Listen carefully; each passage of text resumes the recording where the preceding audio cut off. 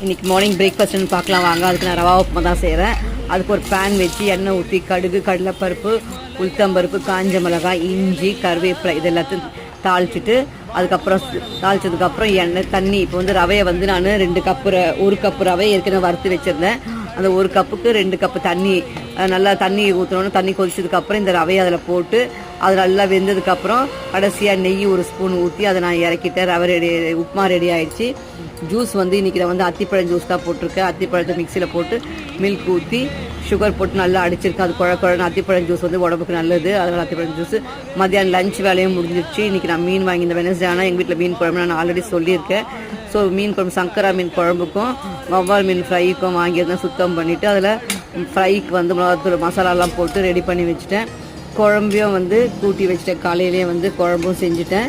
அதில் நான் எப்போயுமே குழம்பு செய்யும்போது நான் வந்து அதில் முட்டையை அவிச்சு போடுவேன். இதுதான் இன்றைக்கி எங்களுக்கு மார்னிங் பிரேக்ஃபாஸ்ட் அண்ட் லஞ்ச்.